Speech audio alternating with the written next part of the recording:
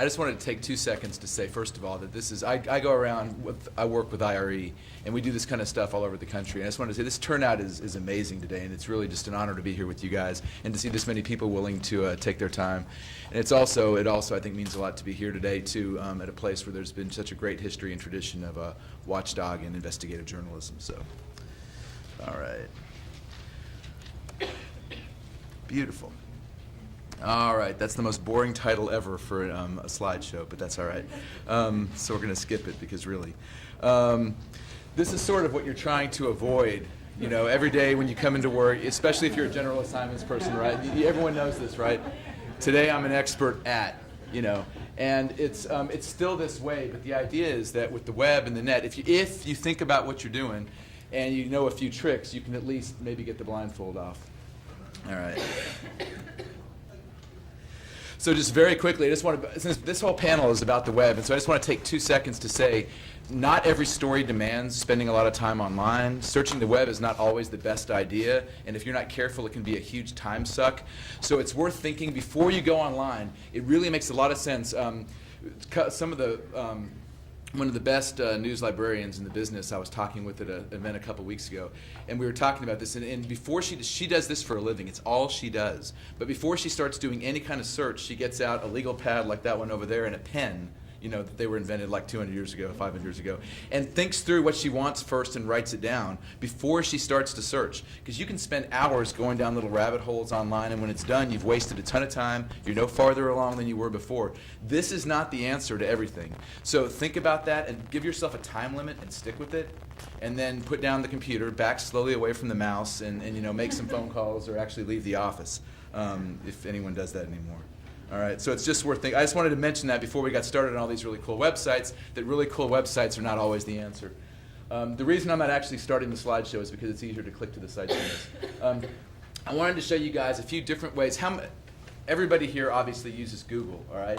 The problem with that, if most of you use mostly Google, is how many people use mostly Google for their web search stuff? Most. All right, you're missing tons of stuff on the web. That's the thing. Google search is only a fraction of what's out there online, okay? I mean, really just a small, if we had more time, I could run you through it. But what Google, Yahoo, all these search engines, what they search is the stuff that they gather. You know, they're only searching their own stock. You're not searching the World Wide Web when you search, or the internet when you search Google. You're searching whatever Google's gone out and gathered, and that's it.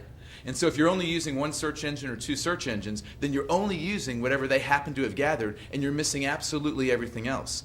And on top of that, you're missing what they call the invisible web, the deep web. There's all sorts of stuff out there that's not searchable by traditional search engines because it's hidden behind, you know, like for example, you know how it works. If you want to go look up property assessments, right? You go to the tax assessor's office. If you just searched right now for my property, you'd never find it on a Google search. You have to go to the property assessors and search. Why? Because there's an interface, and Google can't do any of that stuff. So anything which involves using a database, traditional search engines just miss.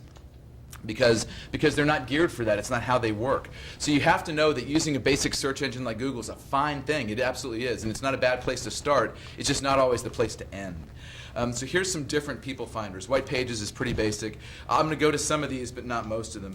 This one, Backgrounding John Doe, is a really cool place which just compiles a bunch of different search engines on things. It was put together by a reporter named Duff Wilson, who's an IRE board member and a reporter now at the New York Times. It's at reporter.org, and right at the very top of his website it says Finding John Doe or Backgrounding John Doe.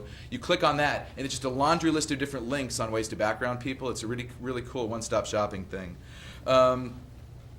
I want to show you, if we can, I'm going to go to Zoom info really quick if I can get this to work. You're going to have to be in the presentation. Do I have to? Oh man, then I'm not going to then I'm going to go to my other list. That's why I brought two. Oh, that's all right. That's okay.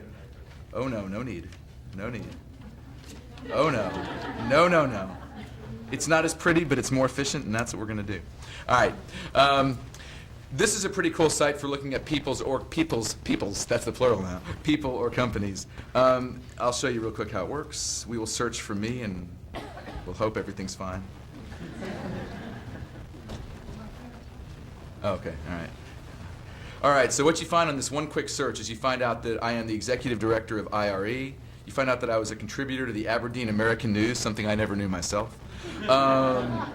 It used to list that I was employed by these places, though, actually, which is completely wrong. What I found on this is that these search engines can be really, really good or really, really bad. And for example, Zoom has fixed it, actually. It used to say that I'd been, it looked like I'd been employed by all these different newspapers, and I worked at 6, that's a lot, but I didn't work at 26. And it turns out that anywhere it saw my byline on a search, it assumed I'd been an employee. And I worked for Knight Ridder for a while, and so I'd been in every Knight Ridder newspaper, you know, and that would have been an impressive resume. So the other thing, I only brought this site up to mention this. These are tip sheets. You don't put stuff in the paper, you don't put stuff on the air, you don't put stuff on your own website after you find something online like this with a search engine. You use it as a tip to then check out, but never just go with it, because stuff's wrong all the time, you know.